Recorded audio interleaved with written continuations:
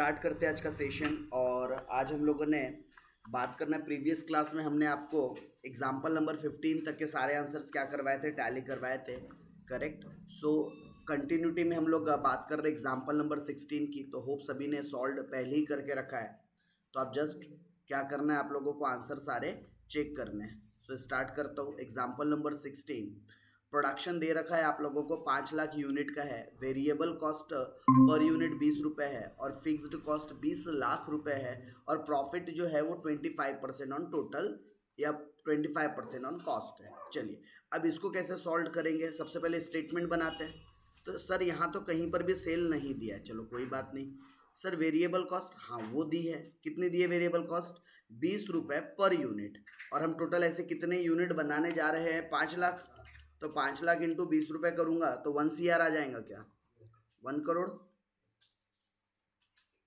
चलिए क्या गया आपका, 1 करोड़। अच्छा फिर सेल में से वेरिएबल कॉस्ट माइनस करो तो क्या जाता है, कंट्रीब्यूशन। और कंट्रीब्यूशन में से क्या माइनस करो, फिक्स कॉस्ट, तो क्या जाता है, प्रॉफिट या लॉस। तो हमें फिक्स कॉस्ट भी पता है कितनी, 20 लाख। अब बड़ी समस्या आ गई। सर किस बात की समस्या, ना ही आपको सेल दिया है, ना ही कंट्रीब्यूशन दिया है, और ना ही प्रॉफिट दिया है। लेकिन हाँ प्रॉफिट के लिए एक हिंट जरूर दिया है। क्या बोला है, प्रॉफिट 25% ऑन कॉस्ट। तो कौन सी कॉस्ट, ऑब्वियस है टोटल कॉस्ट का 25% प्रॉफिट होता होगा। कभी भी कॉस्ट बोला तो हम कौन सी कॉस्ट लेंगे, टोटल कॉस्ट, क्योंकि प्रॉफिट तो टोटल कॉस्ट के हिसाब से देखा जाएगा ना। तो अब हमारे पास वेरिएबल कॉस्ट है, फिक्स्ड कॉस्ट है, दोनों को जोड़ देंगे तो टोटल कॉस्ट निकल जाएंगी क्या, सारे खर्चों को जोड़ देंगे, variable cost plus fix cost, तो कौन सी कॉस्ट निकल जाएंगी, टोटल कॉस्ट। कितनी आ जानी चाहिए total cost, 1 crore plus 20 lakh, तो कितना आ जाएगा, 1 करोड़ 20 लाख। तो ये 1 करोड़ 20 लाख क्या निकल गई आपकी टोटल कॉस्ट। और इसका 25% प्रॉफिट है क्या, टोटल कॉस्ट का 25% प्रॉफिट है। तो 1 करोड़ 20 लाख का 25% कितना होगा, 30 लाख। लो एक फिगर और मिल गया आपको। होप ये 30 लाख कैसे आया क्लियर है। मैं एक बार फिर से रिपीट कर रहा हूँ। टोटल पहले आपने कॉस्ट निकाला, कैसे निकाला, वेरिएबल कॉस्ट और फिक्स्ड कॉस्ट इन दोनों को प्लस किया, right. Variable cost plus fixed cost in दोनों को प्लस किया तो क्या निकल गया आपका, टोटल कॉस्ट, राइट। क्या निकल गया आपका, टोटल कॉस्ट। और टोटल कॉस्ट का 25% आपने क्या कैलकुलेट कर लिया, प्रॉफिट। तो आपको प्रॉफिट का फिगर मिल चुका है। नाउ अब आपके सामने प्रॉफिट है, फिक्स कॉस्ट है। तो प्रॉफिट में फिक्स कॉस्ट को जोड़ेंगे तो 50 लाख का क्या आ जाएगा, कंट्रीब्यूशन, राइट। 50 लाख का क्या है। और बात करें वेरिएबल कॉस्ट 1.5 करोड़ है और कंट्रीब्यूशन 50 लाख है, तो सेल कितना आना चाहिए, 1.5 करोड़। क्योंकि 1.5 करोड़ में से 1 करोड़ माइनस होगा तब जाके हमें क्या पता चलेगा, कंट्रीब्यूशन पता चलेगा ना। अब स्टेटमेंट फुलफिल हो चुका है, तो बस निकाल दो। पीवीआर निकालना था तो पीवीआर का फॉर्मूला पता है, contribution divided by sale into 100। तो 50 lakh divided by 1.5 crore into 100 कितना आता है आपका, 33.33%। दूसरा था break even point in rupees, तो इसके लिए फॉर्मूला था आपका fix cost divided by PVR.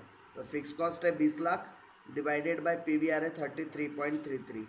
तो 20 लाख डिवाइडेड बाय 33.33, तो ये आंसर ऑलमोस्ट, एक मिनट, कितना था, 20 लाख डिवाइडेड बाय 33.33%।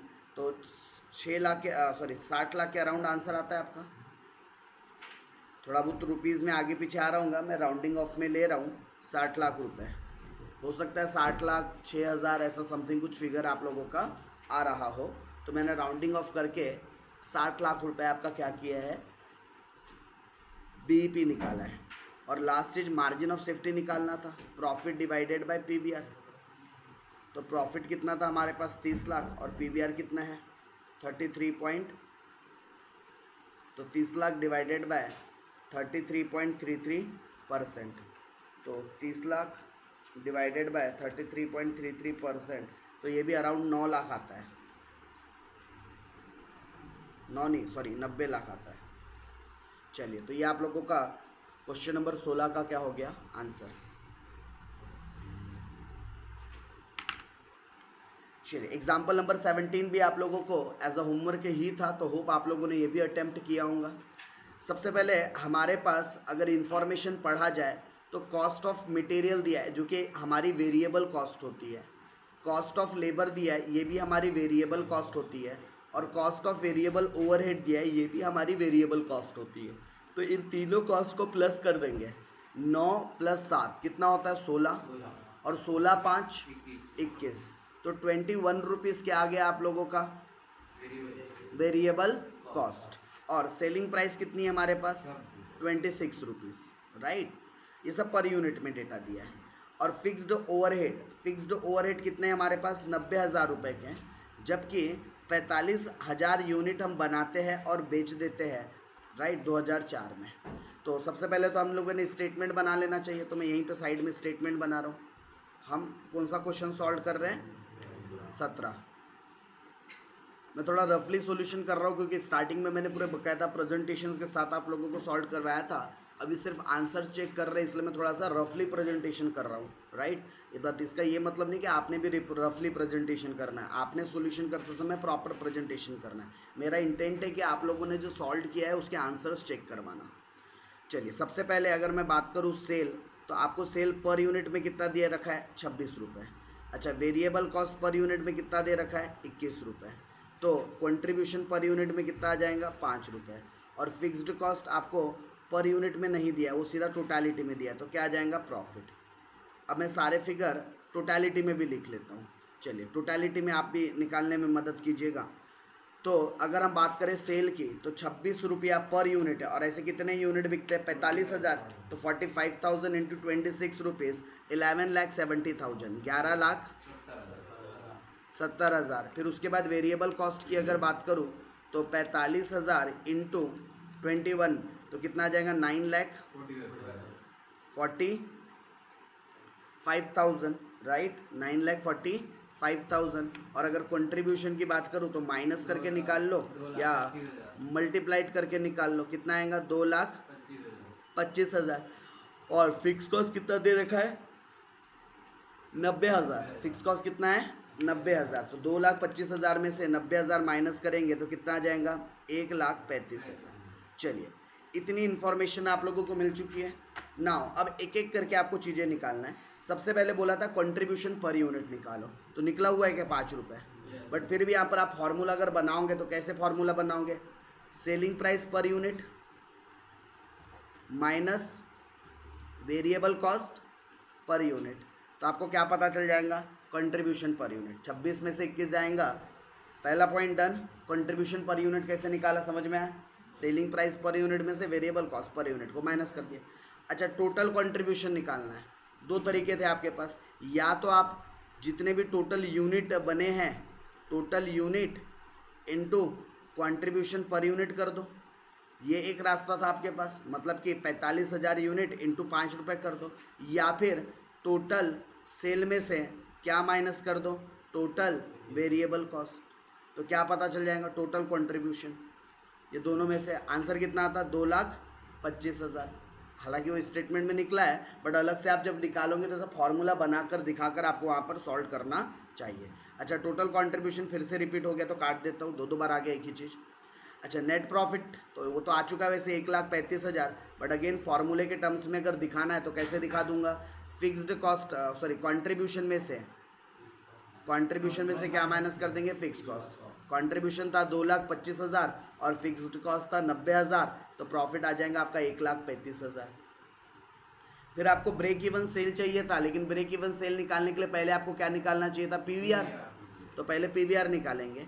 तो पीवीआर निकालने का formula contribution divided by sale into 100, तो कंट्रीब्यूशन कितना था आपके पास 2,25,000, जबकि सेल कितना था 11,70,000 इंटू 100। तो अगर मैं पीवीआर की बात करूं तो 19.19.23 19.23% का पीवीआर था। नाउ अगर पीवीआर पता चल चुका था तो बीईपी भी निकल सकता था, fix cost divided by PVR. Fix cost थी 90,000 जबकि पीवीआर है 19.23%, तो 90,000 डिवाइडेड बाय 19.23%, तो 4,68,018 रुपीज़। ये क्या निकल गया आपका? बीईपी। और लास्ट चीज मार्जिन ऑफ सेफ्टी निकालने बोला था, तो इसका भी फॉर्मूला आपको पता है, प्रॉफिट डिवाइडेड बाय, तो प्रॉफिट 1 लाख और पीवीआर था आपके पास 19.23%, तो 1,35,000 डिवाइडेड बाय 19.23%, तो 7,02,028 rupees. This is your final outcome. तो ये था आप लोगों के एग्जाम्पल नंबर 17 का सॉल्यूशन। चलिए आगे बढ़ेंगे हम लोग और नेक्स्ट एग्जाम्पल या इलस्ट्रेशन नंबर 18 की तरफ चलते हैं। होप 17 सभी को क्लियर हुआ। अभी 18 पर आ जाइए सारे लोग। 18 एग्जाम्पल में भी आप लोगों के सामने इंफॉर्मेशन गिवन थी, राइट? कैसी इंफॉर्मेशन गिवन थी? सेलिंग प्राइस पर यूनिट दे रखा है आपको, ठीक है भाई, दे दिया उसने। वेरिएबल कॉस्ट भी पर यूनिट दे दिया, अच्छी बात है। और फिक्स कॉस्ट भी दे दिया और कितने यूनिट्स बनते हैं वो भी दे दिया, मतलब ऑलमोस्ट सारी इंफॉर्मेशन प्रोवाइडेड है। तो सेल में से क्या करेंगे? माइनस वेरिएबल कॉस्ट, तो क्या आ जाएगा? कंट्रीब्यूशन। और कंट्रीब्यूशन से क्या माइनस करेंगे? फिक्स कॉस्ट, तो क्या आ जाएगा? प्रॉफिट। तो हमारे पास सेलिंग प्राइस कितना है? 20 रुपये का। वेरिएबल कॉस्ट कितना है? 15 का। कंट्रीब्यूशन कितना है? 5 का। जबकि फिक्स कॉस्ट टोटलिटी में पता है 40,000। अच्छा, बाकी चीज़ें भी टोटलिटी में निकल सकती है क्या? हाँ, क्योंकि आउटपुट कितना दे रखा है आपको? 80,000 यूनिट का। तो करो मल्टीप्लाइड, 80,000 इंटू 20, तो कितना आ जाएगा? 16 लाख। कितना आएगा? 16 लाख। और 80,000 इंटू 15 अगर कर दिया तो 12 लाख। तो ये टोटल वेरिएबल कॉस्ट निकल गई। और कंट्रीब्यूशन 4 लाख, ठीक है। तो माइनस करेंगे तो प्रॉफिट कितना आ जाएगा? 3,60,000। ये तो बन गया आपका एकदम गोल्डन वाला स्टेटमेंट, ठीक है, स्टेटमेंट ऑफ मार्जिनल इनकम।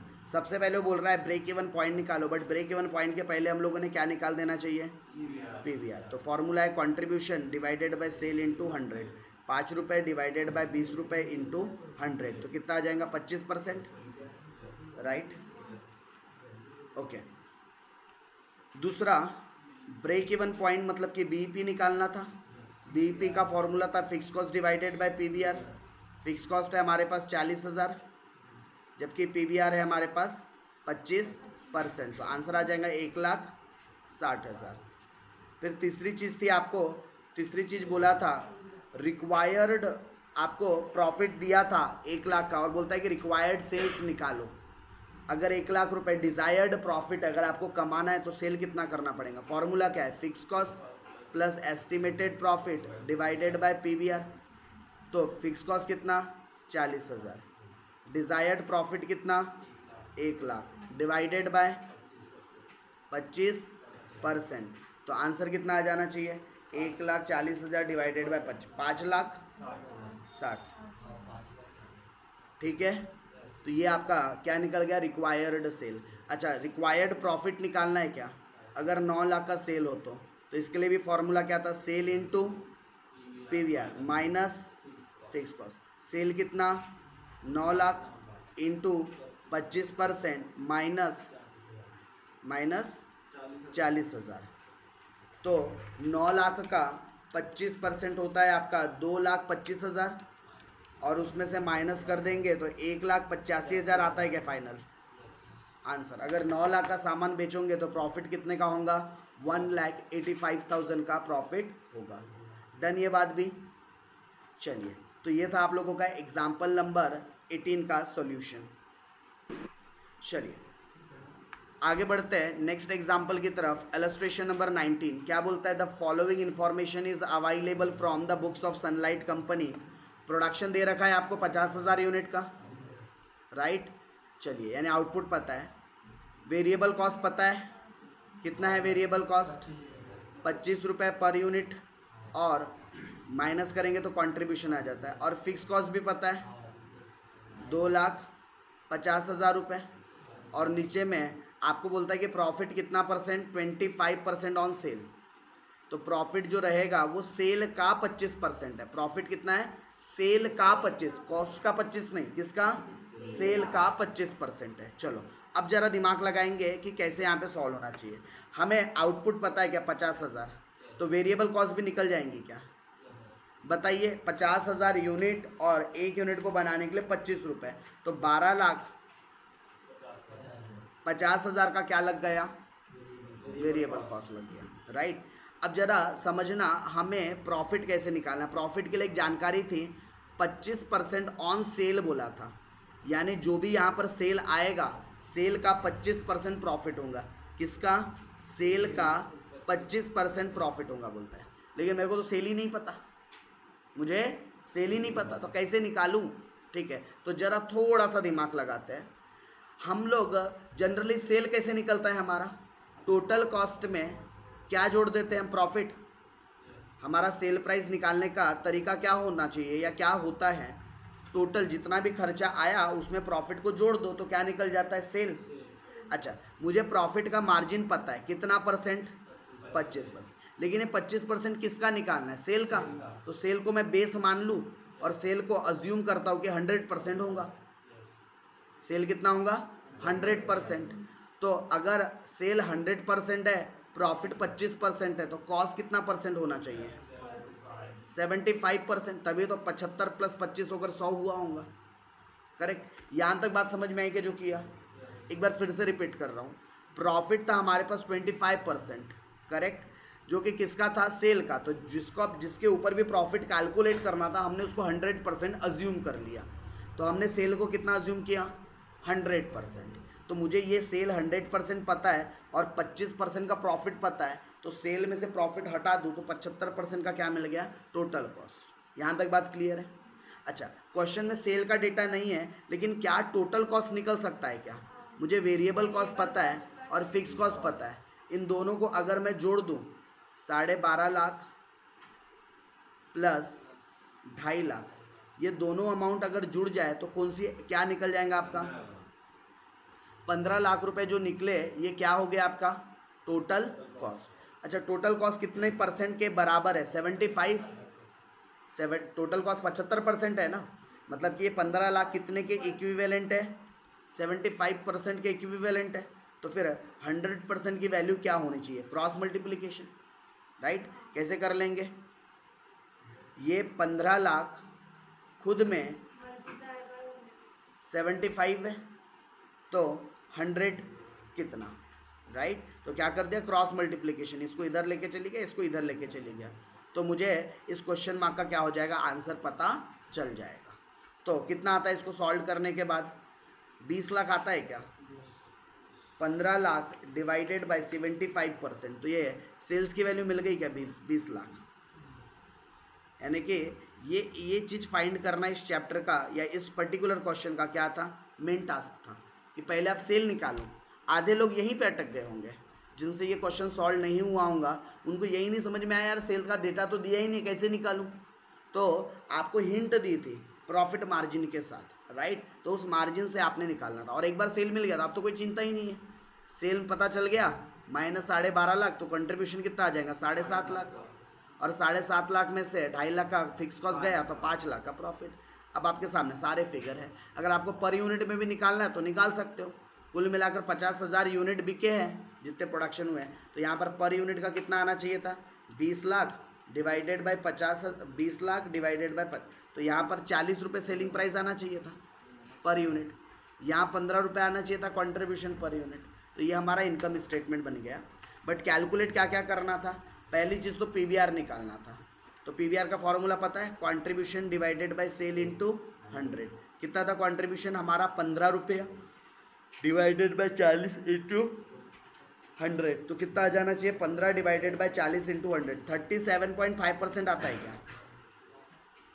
आप टोटलिटी से भी कर सकते थे, टोटलिटी में 7.5 लाख की अमाउंट है, तो आप 7.5 lakh divided by 20 lakh into 100 आप ऐसा भी निकाल सकते थे। चलिए दूसरी बात, पहला चीज़ हो गया।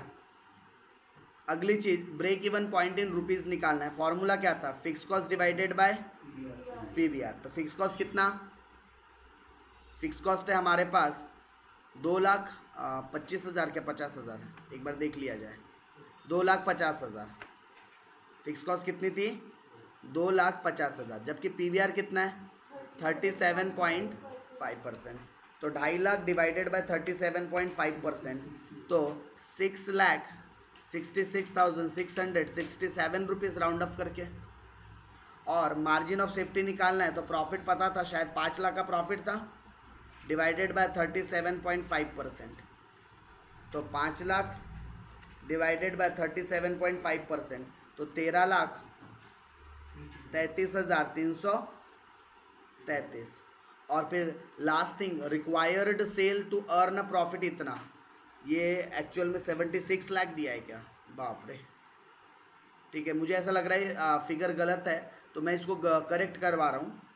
इसको रुपीज़ का सिंबल होना चाहिए था यहाँ, एक्चुअली रुपीज़ होते होते वो क्या हो गया? 7 बन गया, राइट।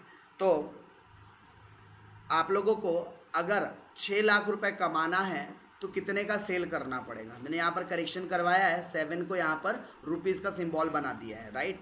तो 6 लाख कमाना है, इसके लिए फॉर्मूला क्या था? Fix cost plus estimated profit divided by PVR। Fix cost कितना था? 2.5 लाख। एस्टिमेटेड प्रॉफिट कितना है? 6 लाख डिवाइडेड बाय PVR कितना है?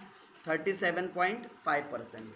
तो 2.5 lakh plus 6 lakh divided by 37.5%, तो 22,66,667 रुपये, मतलब 22,66,667 रुपीज़ का आपको सेल करना पड़ेगा, तब जाकर आपके पास 6 लाख का प्रॉफिट बचने वाला है।